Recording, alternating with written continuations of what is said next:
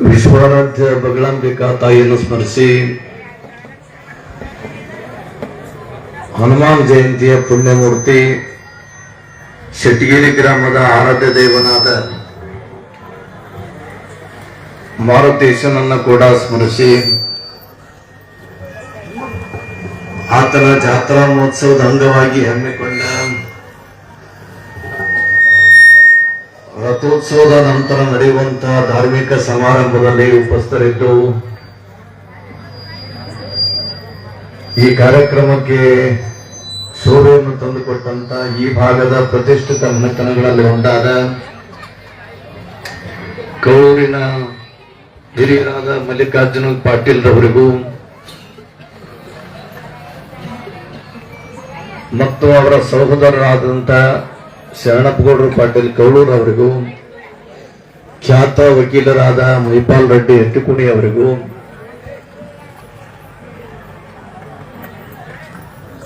ಶ್ರೀ ಉಳ್ಳೇಶ್ವರಗೌಡರಿಗೂ ಮತ್ತು ಬಸವರೆಡ್ಡಿ ಅನ್ಪೂರ್ ಅವರಿಗೂ, ಕಟ್ಟಿಮನಿಯವರಿಗೂ, ಇದೀಗ ತಾನೇ ಆಗಮಿಸಿದಂತ ಶಿವಕುಮಾರ್ ಸಾಹೇಬರು ಸೈದಾಪುರ್ ಪೊಲೀಸ್ ಸ್ಟೇಷನ್ದ ಅಧಿಕಾರಿಗಳವರಿಗೂ ಮತ್ತು ಯಾದಗಿರಿಯ ಗ್ರಾಮೀಣ ಪೊಲೀಸ್ ಸ್ಟೇಷನ್ದ ಮಹಿಳಾ ಅಧಿಕಾರಿಗಳವರಿಗೂ, ಸಂಗೀತಗಾರರಿಗೂ, ಶಾಸ್ತ್ರಿಗಳವರಿಗೂ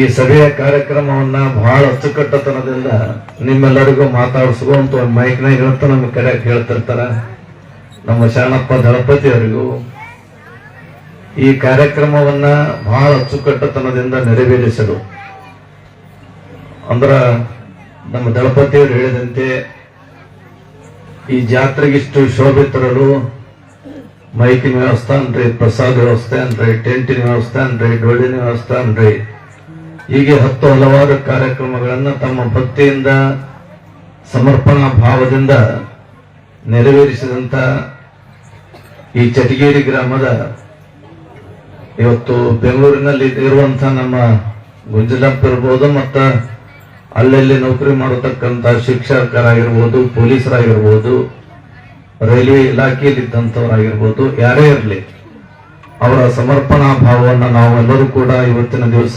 ನೆನಪಿಸಿಕೊಂಡು ಕಾರ್ಯಕ್ರಮಕ್ಕೆ ಉಪಸ್ಥಿತರಿರುವಂತಹ ಚಟಗೇರಿ ಹಾಗೂ ಸುತ್ತಮುತ್ತಲಿನ ಗ್ರಾಮದಿಂದ ಬಂದಂತ ಎಲ್ಲ ಶರಣೆಯರ ಅಂತರಾತ್ಮದಲ್ಲಿ ವಿರಾಜಮಾನರಾಗಿರುವ ನಿಮ್ಮೆಲ್ಲರ ಆರಾಧ್ಯ ದೇವನಿಗೆ ಶರಣಾರ್ಥಿಗಳು. ಅರ್ಧರಾತ್ರಿಯಲ್ಲಿ ಎದ್ದವರವರೆಲ್ಲ ಗೌತಮ ಬುದ್ಧರಾಗುವನಯ್ಯ, ಸನ್ಯಾಸ ಸ್ವೀಕರಿಸಿದವರೆಲ್ಲ ಶಂಕರಾಚಾರ್ಯರಾಗುವರಿನಯ್ಯ, ಉಪನಯನ ನಿರಾಕರಿಸಿದವರೆಲ್ಲ ಬಸವಣ್ಣನವರಾಗುವರಿನಯ್ಯ, ಶಾಸನ ಉಲ್ಲಂಘಿಸಿದವರೆಲ್ಲ ಗಾಂಧೀಜಿಯವರಾಗುವರಿನಯ್ಯ,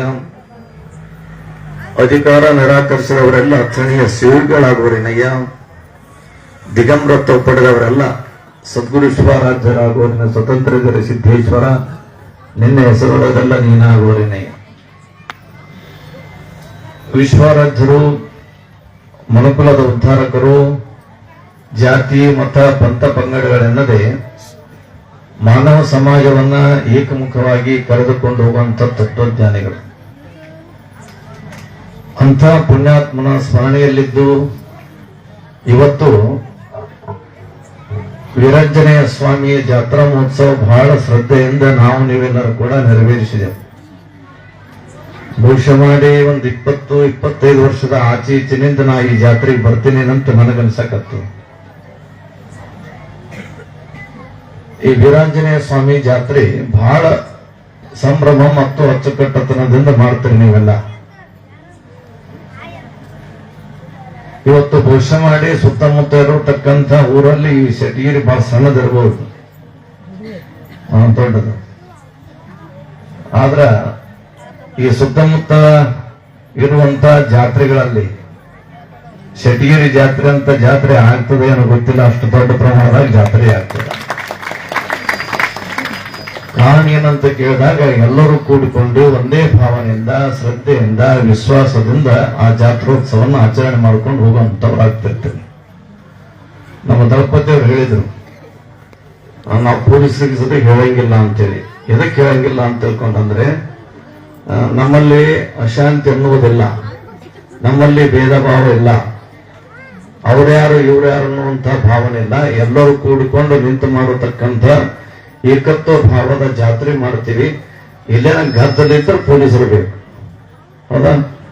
ಈಗ ನೋಡ್ತೀವಿ, ಮೊನ್ನೆ ಅಬ್ಬೆ ತುಮಕೂರು ಕ್ಷೇತ್ರಕ್ಕೆ ಸುಮಾರು ಲಕ್ಷ ಜನ ಇತ್ತು ಅಂತ ತಿಳ್ಕೊಂಡು ಹೇಳ್ತಾರೆ. ಪೊಲೀಸ್ ವ್ಯವಸ್ಥೆ ಪ್ರಕಾರ ಒಂದು 5 ಲಕ್ಷ ಮೇಲ್ಪಟ್ಟಿತ್ತು ಜನ ಅಂತ ತಿಳ್ಕೊಂಡು ಹೇಳಿದ್ರು. 400 ಜನ ಪೊಲೀಸರು ಇದ್ರು ಅಂತ. 5 ಲಕ್ಷಕ್ಕೆ ಜನರಿಗೆ 400 ಮಂದಿ ಏನ್ ಮಾಡ್ತಾರೆ ಅಂದ್ರೆ, ಅವ್ರ ಮನಸ್ಸು ಮಾಡಿ ಒತ್ತಟೆ ಜಮಾ ಮಾಡ್ತಾರೆ. ಅವರು ಶಾಂತಿನೂ ಇರ್ರಪ್ಪ, ಶಾಂತಿ ಶಾಂತಿ ಅಂತ ತಿಳ್ಕೊಂಡು ಹೇಳ್ತಾರೆ. ಅವ್ರು ತಳಗಿಳಿದ್ಕೊಂಡು ಕೈ ಹೆಚ್ಚಿದ್ರ ಅಂತಂದ್ರ ನಾ ಯಾರು ನಿಂದ್ರಂಗಿಲ್ಲ. ಇಂಥ ವಾತಾವರಣ ನಮ್ಮೂರಿಗೆ ಬರಬಾರದು ಅಂತ ತಿಳ್ಕೊಂಡು ನಮ್ಮ ದಳಪತಿ ಏನಂದ, ಯಾರಿಗೂ ಕರ್ಸೋದು ಬೇಡ, ನಮ್ಮೂರ ಜಗಳ ಆಡೋದನ್ನು ಬೇಡ. ಇಲ್ಲಿ ಕಾರಣ ಏನಂತ ತಿಳ್ಕೊಂಡು ಕೇಳಿದಾಗ, ಇವತ್ತಿನ ವಾತಾವರಣದಲ್ಲಿ ಜಾತಿ ವ್ಯವಸ್ಥೆ ಎಲ್ಲದಕ್ಕಿಂತಲೂ ಮುಂದೆ ಹೋಗ್ಯದ. ಅಂದ್ರೆ ಆ ಮಂದಿ ಈ ಮಂದಿ ಅನ್ನೋದಕ್ಕಿಂತ ನಾವೇ ಕಡೆ ಮಾಡ್ಕೊಂಡು ಬಿಟ್ಟಿವಿ. ಆ ಮಂದಿ ದೇವರು ಬೇರೆ, ಆ ಸಮಾಜದ ಗುಡಿ ಬೇರೆ, ಆ ಮಂದಿ ವ್ಯವಸ್ಥೆನೇ ಬೇರೆ, ಈ ಮಂದಿ ವ್ಯವಸ್ಥೆ ಬೇರೆ ಅನ್ನತಕ್ಕಂಥ ಒಂದು ವ್ಯವಸ್ಥೆಯಲ್ಲಿ ಇವತ್ತು ನಾವು ಜೀವನ ಸಾಗಿಸುವಂಥವ್ರಾಗಿವಿ. ಇವೆಲ್ಲದಕ್ಕಿಂತ ವಿಭಿನ್ನವಾಗಿ ಆ ದೇವರು ಮಾಡಿದ್ರೆ ಈ ಮಂದಿ ಸಿಟಿಗೆ ಇರ್ತಾರೆ, ಈ ದೇವ್ರು ಮಾಡಿದ್ರೆ ಆ ಮಂದಿ ಸಿಟಿಗೆ ಇರ್ತಾರ. ಇದು ಯಾವ ಮಂದಿದು ಜಾತ್ರೆ ಆಗ್ಬಾರ್ದು, ಎಲ್ಲಾ ಮಂದಿದು ಜಾತ್ರೆ ಆಗ್ಬೇಕು. ಎಲ್ಲಾ ಮಂದಿ ನಡೆದುಕೊಳ್ತಕ್ಕಂಥ ದೇವ್ರು ಯಾರು ಅಂತ ಕೇಳಿದ್ರೆ ವೀರಾಂಜನೇಯ ಸ್ವಾಮಿ. ಇವನ್ ಜಾತ್ರೆ ಮಾಡಿದ್ರೆ ಓಸು ಮಂದಿ ಕೂಡಿ ಜಾತ್ರೆ ಮಾಡಿದಂಗ ಆಗ್ತದ. ಅಲ್ಲಿ ಭೇದ ಭಾವ ಅನ್ನುವಂಥದ್ದಿಲ್ಲ, ಜಾತಿ ಮತ ಅನ್ನುವಂಥದ್ದಿಲ್ಲ. ಯಾಕಂತಂದ್ರೆ ಹನುಮನ್ ದೇವರು ಇರ್ಲಾರ್ದ ಊರೇ ಇಲ್ಲ, ಹನುಮನ್ ದೇವರು ಗುಡಿ ಇರ್ಲಾರ್ದೆ ಊರೇ ಇಲ್ಲ.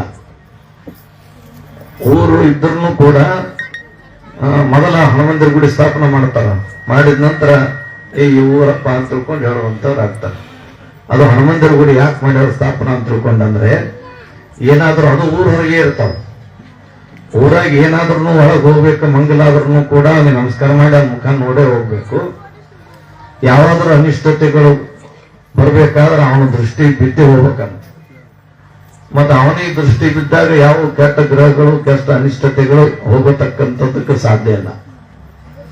ಇವತ್ತು ನಾವು ಅಂತೀವಿ, ಬಹಳ ಏನಾದ್ರೂ ನಮಗೆ ಕಾಡ್ಲಕತ್ತಿತ್ತು, ಏನಾದ್ರೂ ತ್ರಾಸ ಆಗ್ತಿತ್ತು, ಎಷ್ಟು ತೋರಿಸೋದ ಆರಾಮಾಗಲಾಗಿದ್ರೆ ಏನ್ ಮಾಡ್ಬೇಕಂತ ತಿಳ್ಕೊಂಡಂದ್ರೆ, ಹಳ್ಳಿಯಾಗ ಒಂದು ಕಲ್ಪನಾ, ಏನಿಲ್ಲ, ಹನುಮಂದಿರಿಗೆ ಮಾತಾಡ್ಲಾರ್ದೆ ಹೋಗಿ ಆ ತಲೆ ಮೇಲೆ ಹಿಡ್ಕೊಂಡು ಎಣ್ಣೆ ಹಾಕ್ಬೇಕು, ಪಾದ ಹಿಡ್ಕೊಂಡು ಎಣ್ಣೆ ತಗೊಂಡು ನಾವು ಹಚ್ಕೊಂಡು ಬಿಟ್ರೆ ಇರತಕ್ಕಂಥ ಜಡ್ಡು ಜಾಪತ್ರೆ, ರೋಗ ರುಜಿನಗಳು, ಪೀಡೆ ಪಿಶಾಚಿಗಳು ದೂರ ಆಗ್ತಾವ ಅಂತ ತಿಳ್ಕೊಂಡು ಸಾಮಾನ್ಯವಾದಂತ ಜ್ಞಾನ ಇವತ್ತು ಪ್ರತಿಯೊಬ್ಬರಲ್ಲೂ ಕೂಡ ನಾವು ಕೇಳಿಕೊಳ್ತಕ್ಕಂಥವ್ರು ಆಗ್ತೀವಿ. ಆ ಒಂದು ದಿಶೆಯಲ್ಲಿ ಇವತ್ತು ವೀರಾಂಜನೇಯ ಸ್ವಾಮಿ ಅಂತವ್ರಿಗೆ ಬಹಳ ಕಾಲ ಯಾಕಂದ್ ನೋಡ್ರಿ, ಎಷ್ಟು ದಿನ ಆಯ್ತು ಕಾಲಕತ್ತಿ, ಏನ್ ಶನಿ ಕಾಟ ಅದನ್ನ ನೋಡ್ರಿ, ಶನಿ ಕಾಟ ಅದನ್ನ ನೋಡ್ರಿ ಅಂತ ತಿಳ್ಕೊಂಡಂದಾಗ ಇಂಥ ಶಾಸ್ತ್ರಗಳು ಅಂತವ್ರು ಏನಂತಾರ, ಹೌದಪ್ಪ ನಿನಗೆ 7.5 ಶನಿ ಅದ, ಅದಕ್ಕ ನೀ ಸ್ವಲ್ಪ ಇಂಥ ದಿವಸ ಶನಿವಾರಕ್ಕೊಮ್ಮೆ ನೀ ಹನುಮಂದಿರಿಗೆ ಹೋಗು, ಎಳ್ಳು ದಾನ ಮಾಡು, ಎಳ್ಳಿನೇನಿ ದೀಪ ಹಚ್ಚು. ಶನಿದೇವರಿಗೂ ಮತ್ತು ಹನುಮನ್ ದೇವರಿಗೂ ಏನು ಸಂಬಂಧ ಅದ? ಕಾರಣ ಅವ ಇವನೇ ನೋಡ್ಕೊಂತ ಹೇಳ್ತಾರಲ್ಲ,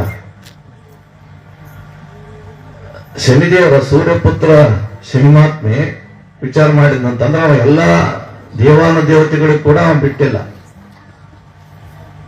ಅಂತ ಶನಿದೇವರು ಒಂದ್ ದಿವಸ ಹೋಗಿ ಕೈಲಾಸದಲ್ಲಿದ್ದಂತ ಪರಮಾತ್ಮ ಬಿಟ್ಟಾದಂತ ಸ್ವಾಮಿ, ಮತ್ತ ಲೋಕದಲ್ಲಿ ಸಮಾಜವಾದಿ ಅಂತ ತಿಳ್ಕೊಂಡಂದ್ರೆ ನಿನ್ನಲ್ಲಿ ಆದಂತ ಕೇಳ್ತಂದ್ರೆ, ಪರಶಿವ ಈಶಾವಾಸ್ಯಂ ಇದಂ ಸರ್ವಂ, ನೀನು ಸಕಲ ಚರಾಚರ ವಸ್ತುಗಳಿಗೂ ಕೂಡ ನೀನು ಇರ್ತಿದೆ ಅಂತಂದ ಬಳಿಕ ನಿನ್ನಲ್ಲಿ ಕೂಡ ಸಾಮಾನ್ಯರಲ್ಲಿ ಕಲ್ಪನೂ ನಿನ್ನಲ್ಲಿ ಅದ, ನೀನು ಕೂಡ ಸಾಮಾನ್ಯರಲ್ಲಿ ನೀನು ಒಬ್ಬನಿದಿ ಅಂತಂದ ಅಂದ ಬಳಿಕ ನಾ ಎಲ್ಲಾ ಲೋಕದಲ್ಲಿ ಹುಟ್ಟಿದಂತ ಪ್ರತಿಯೊಂದು ಪ್ರಾಣಿ ಪಕ್ಷಿ ಮನುಷ್ಯ ಎಲ್ಲರಿಗೆ ನಾ ಹೋಗ್ತೀನಿ, ಮತ್ತೆ ನಿನಗನ್ನ ನಾ ಸ್ವಲ್ಪ ಬಂದು ಹೋಗ್ಲೇನೋ ಅಂತ ಕೇಳಿದ್ನು.